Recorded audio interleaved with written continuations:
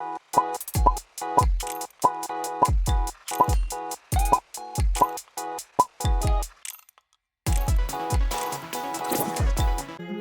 this is Farooq Khan and welcome back to my channel FRK Info. And please मेरी video को like करें and channel को subscribe करें। तो चलिए शुरू करते हैं आज की वीडियो।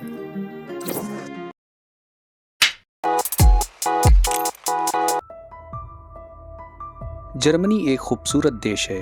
यहाँ पर आपको एक से एक खूबसूरत और ऐतिहासिक कैसल देखने को मिलेंगे। जर्मनी पर कई देशों ने हमला किया था, जिसकी सुरक्षा के लिए जर्मन ने कई कैसलों का निर्माण कराया, जिसमें से एक है वार्टबर्ग कैसल। वार्टबर्ग कैसल जर्मनी के तुरिंगिया राज्य के आइसेन शहर के दक्षिण में 110 मीटर ऊंची एक पहाड़ी पर बना है, जिसके चारों ओर जंगल हैं। इस कैसल की नींव 1067 के आसपास शाइनबर्ग के Thuringian count Louis the Springer ने रखी थी, जो फ्रैंकोनिया में रिने काउंट्स के रिश्तेदार थे।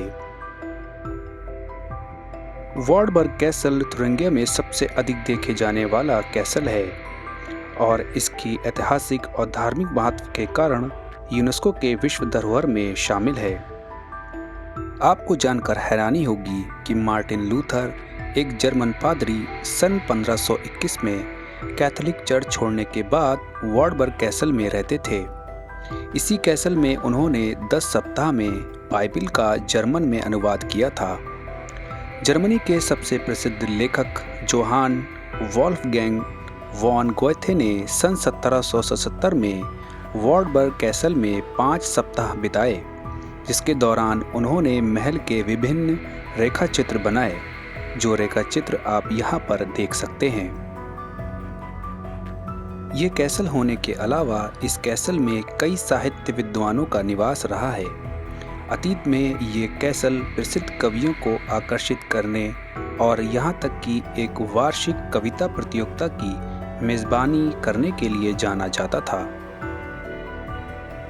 वार्टबर्ग कैसल की सबसे बड़ी संरचना प्लास है, जो मूल रूप से 1157 और 1170 के बीच में रोमन शैली में बनाई गई थी, जो कि देखने में बहुत ही खूबसूरत है।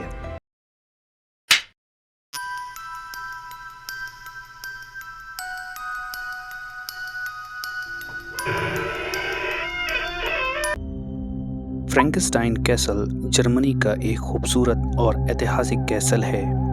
यह जर्मनी के डार्मस्टाड शहर में बना हुआ है। यह कैसल जर्मनी के दक्षिणी हिस्से में ओडेनवाल्ड पहाड़ी की चोटी पर 370 मीटर की ऊंचाई पर बना हुआ है। यह कैसल अपने अंगूर के बागों और अपनी खूबसूरती के लिए जाना जाता है। इस कैसल का निर्माण सन 1250 में लॉर्ड वॉनराड सेकेंड ने करवाया था और इसके बाद उन्होंने अपना नाम वॉन एंड सू फ्रैंकस्टाइन रखा था। सन 1252 में महल के अस्तित्व को साबित करने वाले दस्तावेज में उनका नाम यही है। सन 1363 में कैसल को 2 भागों में विभाजित कर दिया गया था और फ्रैंकस्टाइन के 2 अलग अलग परिवारों के पास ये चला गया था। 15वीं शताब्दी के शुरुआत में महल के विस्तार और आधुनिकीकरण किया गया था। यह परिवार सुधार का प्रबल विरोधी था, रोमन कैथोलिक धर्म और उससे जुड़े संरक्षण के अधिकार का पालन करता था।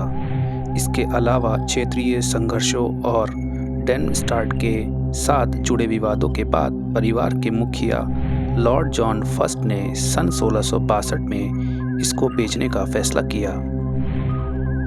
महल को बाद में शरणार्थ स्थल और अस्पताल के रूप में इस्तेमाल किया गया था, जो 18वीं सदी में खंडहर में तब्दील हो गया था।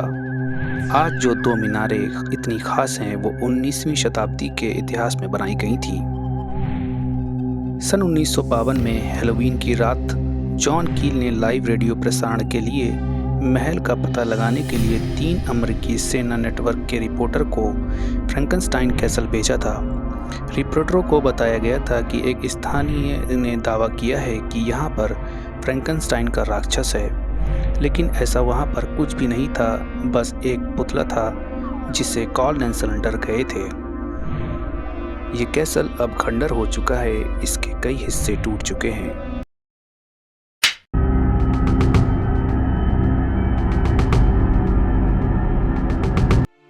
एड्स कैसल जर्मनी का सबसे खूबसूरत कैसल है। ये कैसल जर्मनी के वियरशेम शहर में बना हुआ है। इस कैसल की ऊंचाई 320 मीटर है और इसको सन 1157 से पहले रोमन्स ने बनाया था। इस कैसल को रोमन्स और बारोक शैली में बनाया गया था।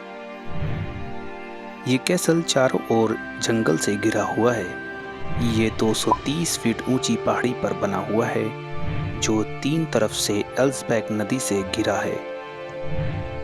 ये कैसल जर्मनी का एक ऐसा कैसल है जहां पर किसी ने भी आक्रमण नहीं किया और ना ही यहाँ से कोई युद्ध लड़ा गया। इसके निर्माण से लेकर आज तक ये एक ही परिवार के पास है। इसकी वास्तुकला की कोई तुलना नहीं है और पिछली 8 शताब्दियों के कई मूल साज सामान अभी भी अपनी जगह पर बने हुए हैं। इसमें कवच, तलवारें और हार्डगर्ड के सूट के साथ साथ शानदार दरबारी सोने और चांदी की कलाकृतियां हैं। ये कैसल मोसेल, मेफेल्ड और आईफेल के बीच व्यापार मार्गों को सुरक्षित करने के लिए बनाया गया था। एड्स कैसल की वास्तुकला इसका मुख्य आकर्षण है। इसकी 8 मीनारें जो 35 मीटर ऊंची हैं, इसकी ऑरियल्स, छतें, लकड़ी के ढांचे और बुर्ज इसे मध्ययुगीन महल का प्रतीक बनाते हैं। 1472 में रूबेनहाउस हाउस ने लेट गॉथिक वास्तुकला वाले महल विंग पूरा किया था।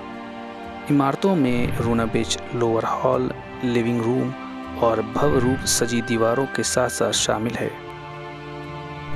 ये कैसल जर्मनी का एक खूबसूरत और ऐतिहासिक कैसल है। अगर आप जर्मनी जाएं तो इस कैसल को जरूर देखें।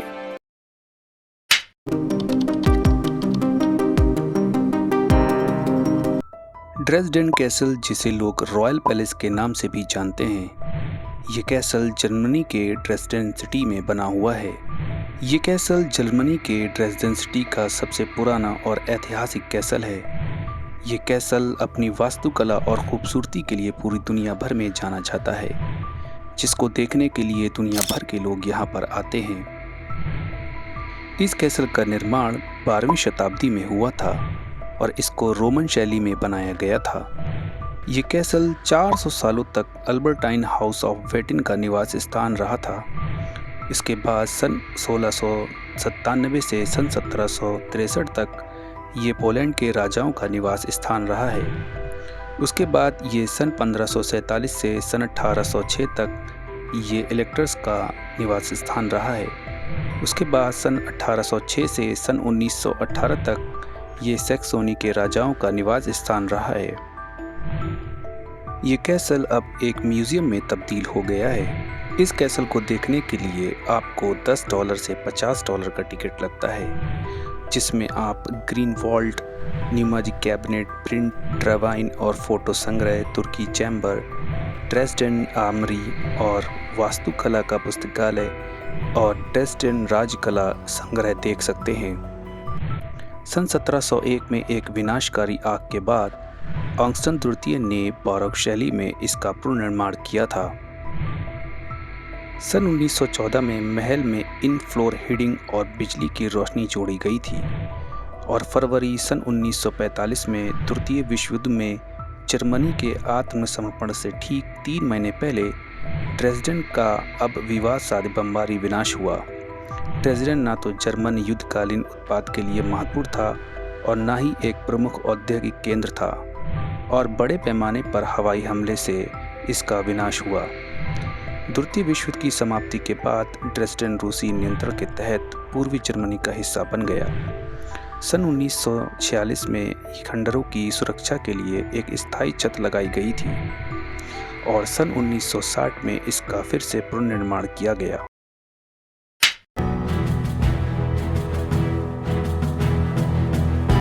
होहेंज़ोलर्न कैसल जर्मनी का सबसे खूबसूरत और ऐतिहासिक कैसल है।